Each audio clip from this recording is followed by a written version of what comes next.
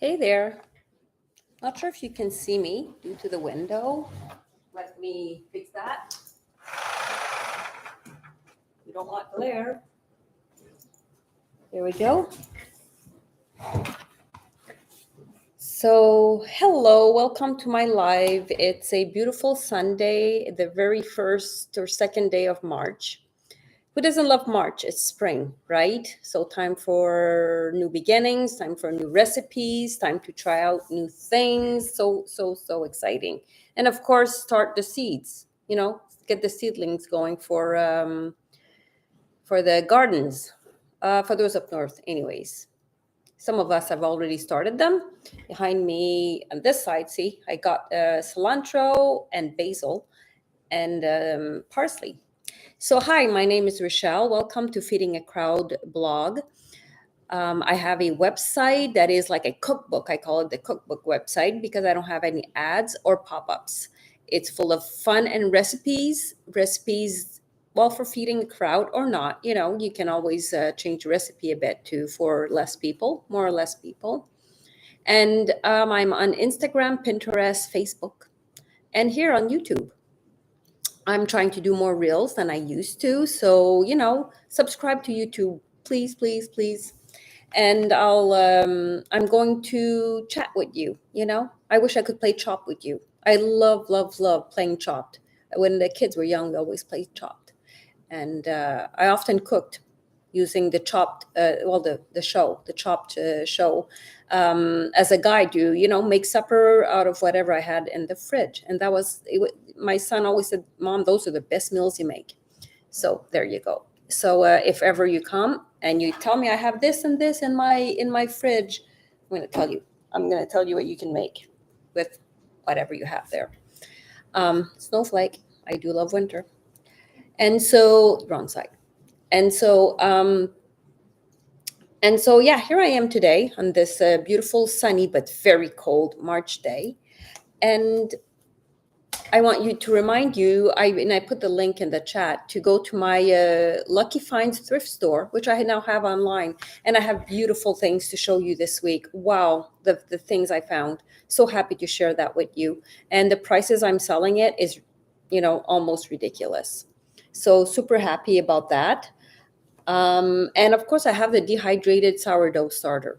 Don't bother starting your own sourdough if you don't want to. I got it for you. Baby, I got you.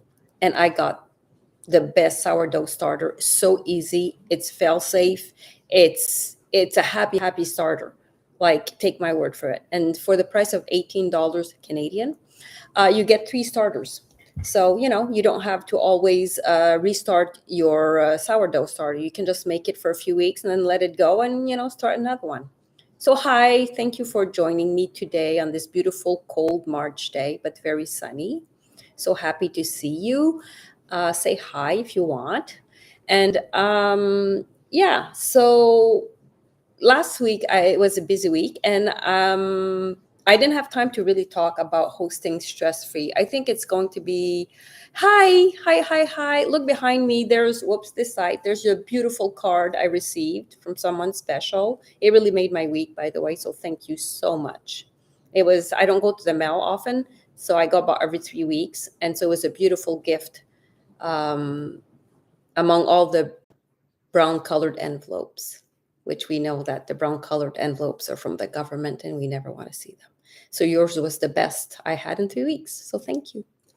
And yeah, so I want it's hosting parties is not easy, especially when you start out, because you want everything to be so perfect, and for detail oriented people, it's hard not to be stressed.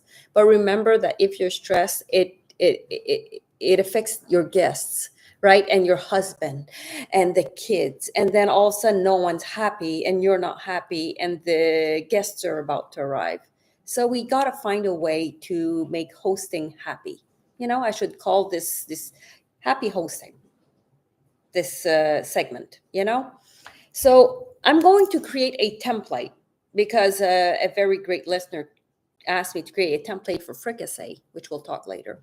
And I think I'm going to create a template for hosting what you have to balance hosting when you're having, like, I'm going to talk about a supper party, but I think later this year I'm going to talk about weddings.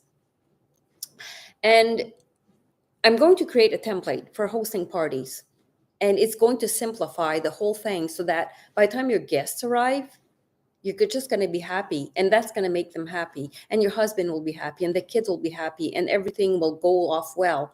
And even if there's all kinds of fun of glitches, it's going to become just a fun part of the evening. It's not going to be a disaster. I've had disasters happen, and we turned them into pure fun. So you got to be able to switch. So of course, if you're going to be hosting, you want to do some prep. If you don't have time to do some prep, you need to buy stuff that is already prepped. Don't ever be ashamed of buying already made parts of your hosting party. I know we love having stuff, everything made, from scratch, but it's a lie that a hosting party is not a good one, or a supper, if everything is not made from scratch. It's just not true. And most of the time, people don't even know what's made from scratch and what isn't, and so you're making yourself miserable. They're not miserable. They're just happy to be at your place. So and your menu. So then we talk menu, and you want your menu to look complex, but actually it's a simplified version of everything. So you pick one area, be it the main, be it the appetizer, the dessert, or something else that can be complex. One part of your main meal can be complex, like a super roast, but the rest have to be simplified, because you can't be in the kitchen all the time while your guests are mingling and enjoying a drink or tea or coffee. Okay, so you look, if it's a meal like meat, veggie, and starch, which I rarely do now, because no one seems to be eating that. You got to simplify the starch. Like, for example, this week, it was my father's birthday this week, well, last week, and I had him over for supper, right? So I had an orzo dish. I had salmon, and I had asparagus, which is the simplest. Asparagus is super simple. What did I do for an appetizer? A charcuterie board that I did in the afternoon. That's done. Took it out. So I had a simple appetizer. I had a simple vegetable part. Well, to me, salmon is super simple, but I'll explain to you, because I know that La Fish wanted a salmon recipe, and I make this all the time, but I didn't put the recipe on my blog yet because I'm not sure it's kosher. But you tell me when I explain it to you. And the orzo I treated like a risotto. So I half cooked the pasta. Orzo is a tiny rice-like pasta. I half cooked the pasta. Then I created a risotto base, and added the pasta into that base. Added some chicken stock. Then let everything simmer down just like you would a risotto. And then I added the Parmesan butter, stirred it all, and placed it in my crock pot on warm. That was out of the way at 5. I didn't have to think about it anymore. At the end, before serving, all I had to do was sprinkle parsley on it, and it looked beautiful. That was done. Prep the asparagus, set the tray aside. I used big discovery. Pomegranate molasses, I love. And I forget the name of the chef that uses it in everything. He uses that in everything, in tangerine juice. And I forget his name, but he's one of the chefs I love to watch. He has a cat. He has a big cat in his kitchen. I don't know how he cooks with that cat everywhere on the counters. F something. He'll come back. Bobby Flay. So Bobby Flay is always using pomegranate molasses. I always have it now in my kitchen. I use it the same as I would a balsamic glaze vinegar. I use the molasses. I use it like last night. I had more people over, and I use it in my dressing. So I'll tell you about that too, because I love simple salads. So the base is that my orzo was made ahead of time. The asparagus, all I needed to do was go into the oven, and the prep for the salmon was done, and the appetizer was already in the living room. The next secret is setting your table ahead of time. And I mean, like, it can be done at 1 p.m. After the kids have lunch, you clean up, You don't have to set everything pure, but put on the tablecloth. And as the day goes on, put everything that's going to go on the table. And around 4 or 5, before everyone arrives, set the table. This does two things. It relieves you of a big lot of like work, because setting a table is not a 1 minute thing. And also, when the guests arrive at your house and they see a set table, it makes them happy. I know it makes me happy. And I know that when people come up and they see the set table, they'll go, "Oh, that looks so nice. You're having us like you're hosting us like really important guests." And of course they're important. I'm having them over. But it just makes it special. So set that table ahead of time. And if you don't, even if you don't plan on lighting candles on it, set some candles there. It just looks great. People love it. In the morning, I often set candles there, even if I don't like them. You know where I got this? I was traveling and staying at B&Bs. And in the mornings, 2 of the B&Bs had candles in the morning. And I thought, why have candles? That was weird. Then I thought, no, I love it. Since then, when I have brunch, there's candles on my tables because I think it just makes it more special. And actually, I used to do that when the kids were young. Every Sunday meal, we had candles. And each week, different kids were in charge of lighting the candles. So every Sunday we'd have a candlelit supper with all the kids, 6 kids and whoever. Nothing bad ever happened. I don't know why we don't trust kids more. Okay, so sometimes some things happen. It's okay. You don't make big fuss out of it. And yeah, so as I'm going through, and as I said last week, you don't do a whole meal on the stovetop. Don't do a whole meal in the oven. Use every tool that you have in your kitchen. I bought dessert for my dad's birthday. I went to this patisserie that I love, and I bought a pear almond flaky torte thing. Absolutely. I served it with a good vanilla ice cream, and I think that was awesome. It's midweek. Not everyone has time to cook all week. And I think that, see how I did a few things super easy?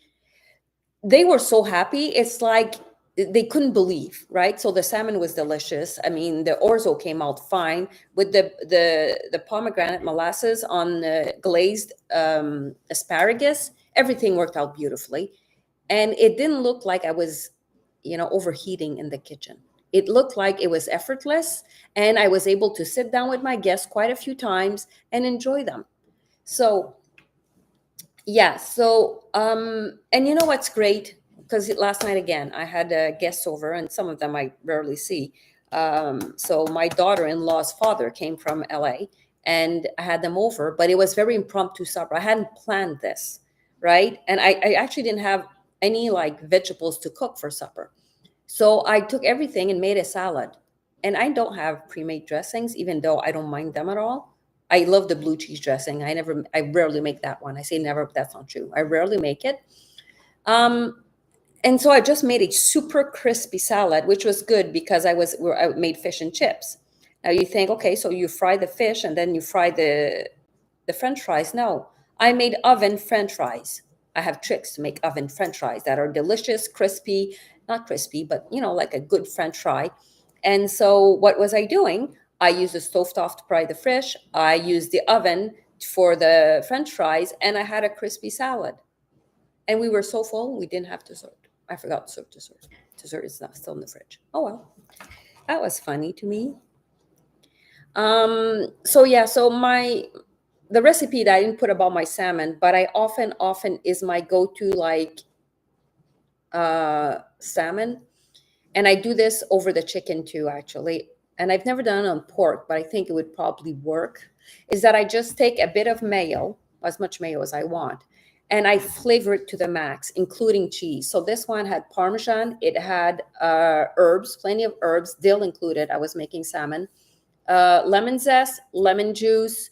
It had capers. It had, what else? Onions cut very, very finely. You could use shallots. And you basically spread that over the fish and you throw it in the oven for whatever time, depending on the size of the thickness of your salmon or your chicken or whatever. What happens is that the fat from the mayo will melt into the fish or the chicken. And there's breadcrumbs in there for texture. Oh, and I had, you know what? Because one of the appetizers was crab cakes. I had canned crab crab meat. And so I added the last can of crab meat into the topping. So I had a crab meat topping on top of the salmon. So it was absolutely delicious. So so the fat of the mayo melts into the fish, and you never get a dry fish. So because the salmon was big, there was areas that were super thin, and I had an area that was an inch and that thick. But with that, what happens is that nothing becomes dry. So I need to put that recipe together and put it on the blog. So that's my not so healthy salmon.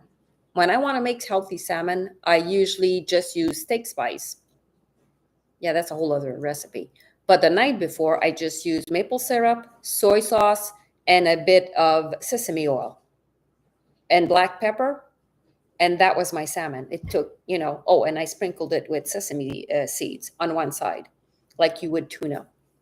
Anyways, so I need to probably have more salmon recipes there. What do you think, Aflesh? Yeah. So, and when it comes to salads, I often don't make the dressing. Sometimes I do in a jar. When I add mustard or an egg yolk, I'll make it in a jar. But when I'm just making the salads that I like I did yesterday, I will actually like drizzle a very good quality olive oil, or like what they call, a, let me look, because I have it here, of course, because there's olive oil you cook with, and there's olive oil that you use. So it's extra virgin. This one is Stefano. Of course, there's no olive oil from Canada, but this one is made in Canada. As Stefano Faita and his mom, Michelle Fordione, is from Canada. But so this is what I use on. So I'll drizzle this on a salad. I'll usually drizzle balsamic glaze, lemon juice, salt, pepper. That's usually my dressing for my salads. It always works. It's always delicious. And last night I used the pomegranate molasses, and people went nuts, not knowing that it was pomegranate molasses. So yeah, so that's my salads are super, super easy. I usually make a super easy appetizer. The crab cakes I prepared ahead of time, right? So I make them at 3. I fried them in the pan like you would a crab cake. Then I put them all in the fridge. I made the tartar sauce. Well, it wasn't really a tartar sauce, it was an aioli actually. I made that and served it with a bit of green salad. Because of the heaviness of a crab cake, I always like to serve it with a fresh. So that was the first course on Thursday. But yeah, you just need to plan it. And one of these days I'm going to talk about, like, all of a sudden there's people at your house and you realize they're going to stay for supper. What to do then, and not absolutely lose it, or order pizza, which I have done plenty of time, because you can't always just cook. But yeah, so we're going to talk about that another time. In the meantime, I do want to work on a template. I have to find the right way of doing it. Like, I want something people can print. I want something people can look at. So I'm going to have like a template for hosting parties. And I think I'm going to come out with one like every 2-3 months, right? Different kinds of parties, and where you want to work, where you want to invest and not invest, And for the longest time, and I'm not, you don't have to do this, but when you're a little bit organized, the last 20 minutes before, and I don't want to encourage anyone to drink, before your guests get here, you have like a quarter cup of wine, just to make you feel good. It's like, my table is set, my food is ready. All I have to do is prep this stuff. My hair is done, sometimes not, but I feel good. And I'm having a sip of wine. Life is good. And you're going to have 4 hours of craziness and then 1 hour of cleaning when they leave. So it's one way of just, saying I'm here. I'm enjoying myself. So sometimes we do that. So that's a happy hosting segment. The recipes last week, I only had 2. I'm still reeling from the weeks before where I was babysitting. My famous, very well-known cream of carrot soup. It's one of my go-to recipes for hosting. You make this soup at any hosting party, large. I've served it at weddings because it's very, very easy to make for a larger group. And it just reheats beautifully. It's so delicious. The secret in that recipe is coriander, powdered coriander. The other secret to my cream of carrot soup is I will sweat those carrots for a good 30 to 40 minutes. And I've never seen any recipe that says to do that, but that's what I do. So cream of carrot soup, take a look at it, have it made, just make a large batch and freeze half. It's just absolutely one of the most, I still get calls about it. And I go, well, the recipe's on my website, because they still ask, the coriander, I get calls. Is the coriander fresh or powdered? I'm like, no, it's the powdered, which means it's the grain. It's not the leaves like here. It's not like the cilantro leaves. It's actually the pod, right? The seed. And I also have the cinnamon swirl bread, which I think would be super fun to make with a sourdough starter. I've canceled mine because I didn't have time for it. But that's not true, because I let it go. Like, really, it's not a question of time, because it takes no time to do sourdough once it's rolling. And cinnamon swirl bread is amazing. It's like such a treat to have. Like whenever you make a toast of cinnamon swirl bread, it's just heaven. There has to be cinnamon swirl bread in heaven, else it's not worth going. All that and snow. You got to have snow and cheese. Yes. Yep. And bread. Yep. Heaven has to have those things. Else you wonder why. So to the fun part. Hope you guys are having fun, but more fun. So I went to the thrift store this week, and I have some awesome finds for you. I've got more metal utensils, stainless steels. I love the shape of these. They're a set of 4. Well, I made them to a set of 4. Sorry about the noise. Look at the beautiful shape of these. It's a slotted spoon, but and it goes with this one. I love the shape of this spoon. I think it's absolutely adorable. I mean, none of these are new, but it's stainless steel. And don't forget your recycling. These are not in the garbage. They're gorgeous. They're super quality.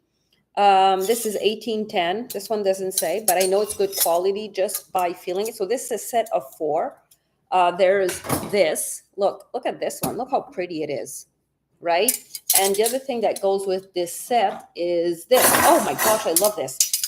This is great. It's thin here, right? So no matter what you're doing, it's going to remove it, in your iron skillet or your stainless steel.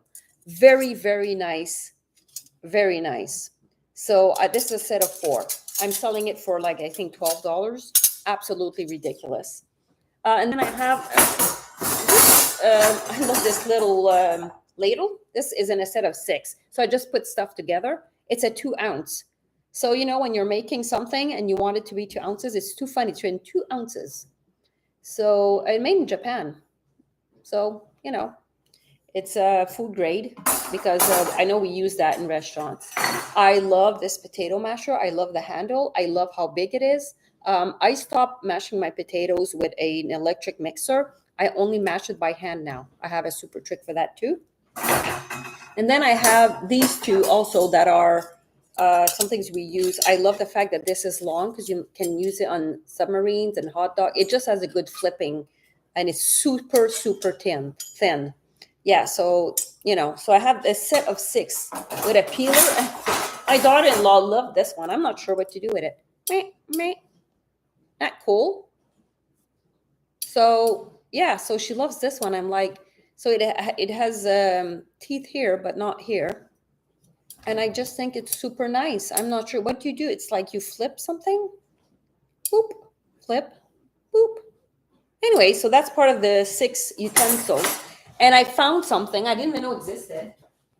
I'm using it for something funny right now, but so it's vintage. They don't make them anymore. I was like, what is this? What is this? I didn't know what this was. Isn't that cool? It's an egg beater. Yep, it's to whip eggs. I don't know why it excites me. So I had to look this up on Google. and that's what it is. It's not, I haven't put it up yet, but if anyone wants it, let me know. I'll make you a price. I think I'll just give it to the grandkids to play. That's how cool. So the other things I got, okay, I found this. Great shape. It's got all the necessary camping issues, okay? This is a percolator coffee maker. Guys, it's the only way to make coffee when you're camping. Look, it's perfect. It's like got all the parts. So water, coffee, it gives you 6 to 8 cups, not the largest cups, you know, and yeah, you put the coffee grind in here. Ta-da! Water. You put this down here, and as it boils over the fire or your camping fire, you see the coffee percolating here. When it's a color you like, you know your coffee's ready. I'm selling this for $12, okay? Super, super duper fine. And the same vein of things, I love this one. Look at the teapot. So this is, you could put lemonade in here. You could put, it's about 6 to 8 cups again. Lemonade, tea, coffee, iced tea. It's used. It's got some use, but there's no chips to it. I love thin glass like this. It pours great because it's got a thin beak, okay? This too, I think it's $12. Not so sure. Let me look really quickly. I know it's not a lot. It's a bit more. It's 16. So there you go. So this, okay, so now I'm going to go to my pièce de résistance because I'm going to find more like this. So the smallest one, a white vintage bowl with a beak, okay? So you can pour from it. Look at this. Isn't that pretty? So it's about 4 cups. Like, who doesn't want this? This is complete vintage. You can't even find this anywhere. It's got no chips on it. It's beautiful and white. I just love this. I think it's $8. This one, again, it's a white glassware, you know, and it's absolutely beautiful. It's got some use to it, but not enough to like mar it or anything. Hi, Evelyn, how are you? I'm talking about the great finds I got. Well, you know, you can always listen to it later. So hi there, my dearest niece. I'm just talking about the stuff I found and I'm selling on my store.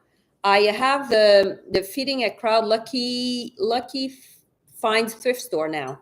This bowl. Look, Evelyn, what I found. A percolator.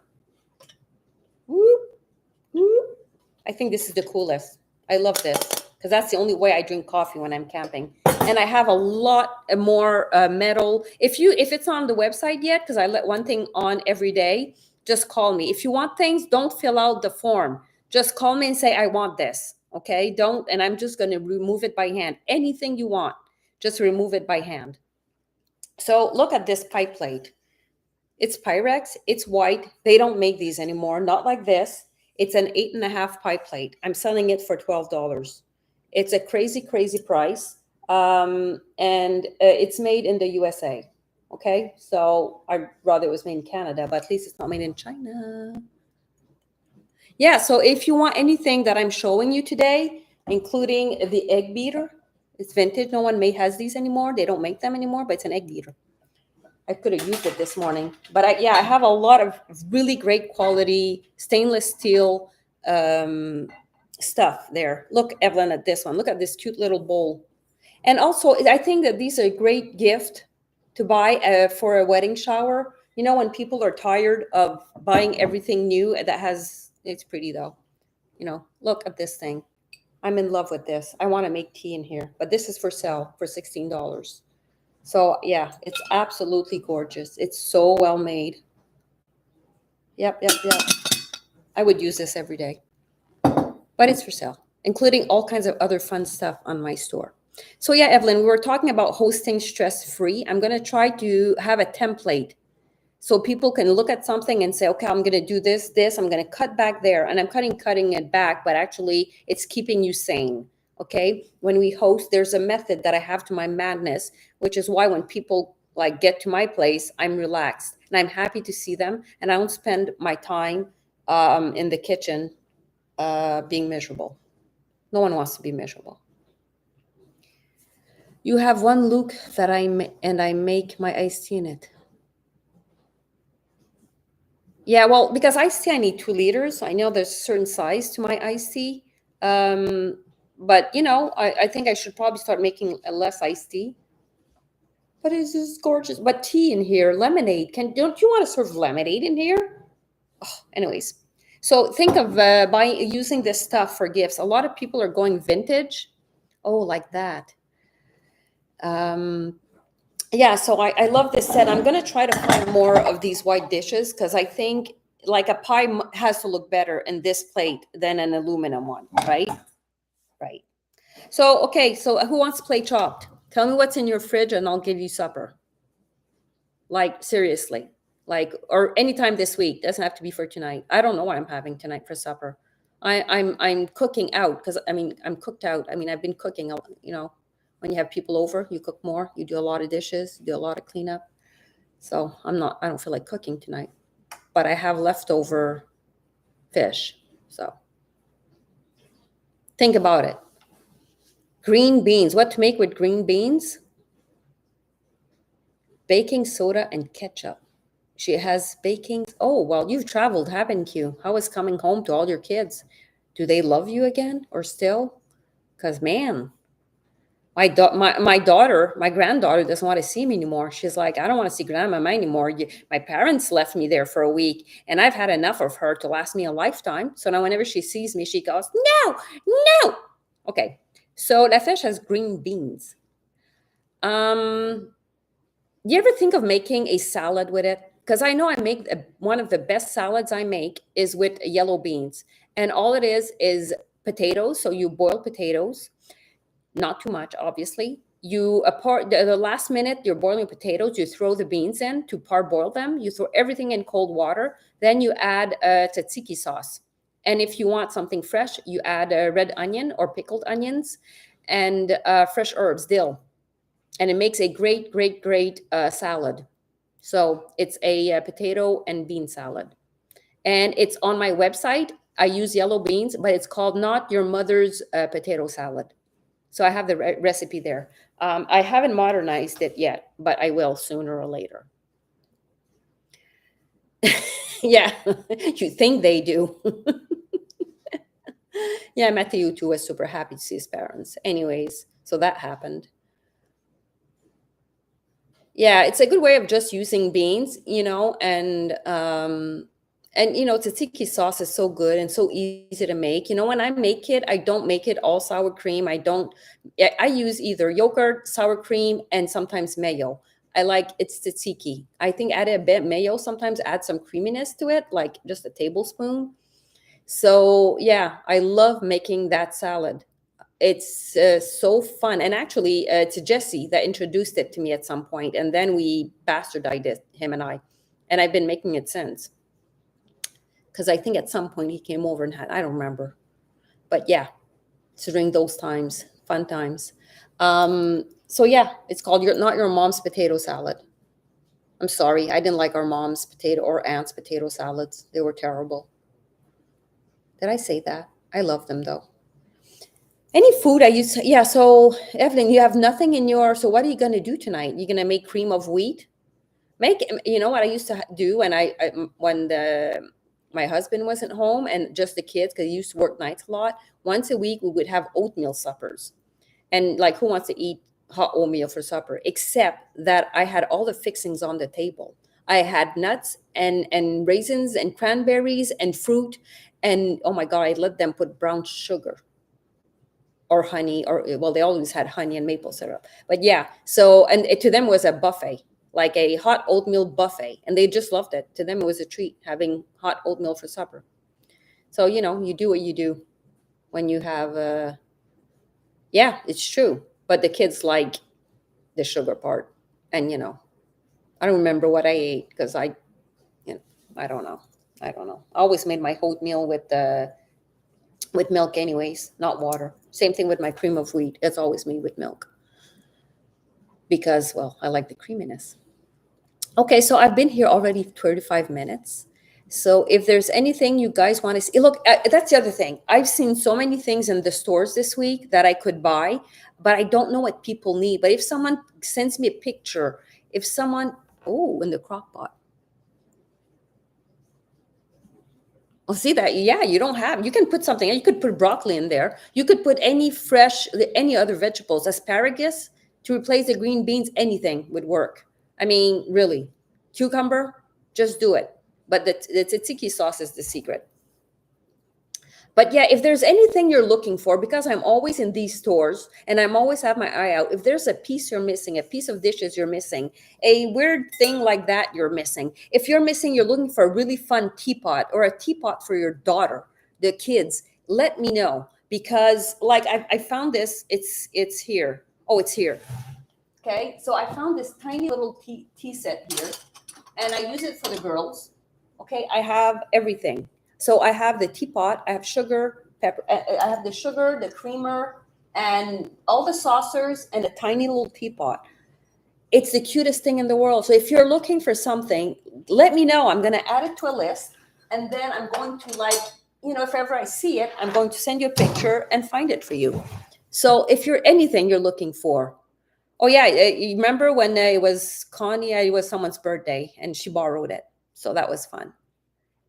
And yeah, so it's a good tea party. So, oh, you know what? It was made in Japan, and it's so old. Okay, so China. Okay, so it was made in China. Okay, China. Okay, which is not that great, but because it's not written made in China, just China. It was made before the Second World War. This set is super duper old, and I found it for like $12. So yeah, that's how you know it. Once every after the Second World War, it was everyone agreed that they had to write "made in." So made in England, made in the USA, made in Canada, made in India. But when it's just one word, just a country, it was made before that agreement. So this set is super old, and there's not one piece missing and not one piece chipped. So whoever had it before me loved it. Watch my granddaughters destroy it. Hopefully not, or me, because I drop everything. Ta-da! Okay, so like I said, you need anything, you need a recipe for me to make, let me know. I have tricks and tips for everything. And I'll see you guys next week. Thank you again. Visit me, subscribe to my newsletter. One's coming next week. Love you guys. Bye.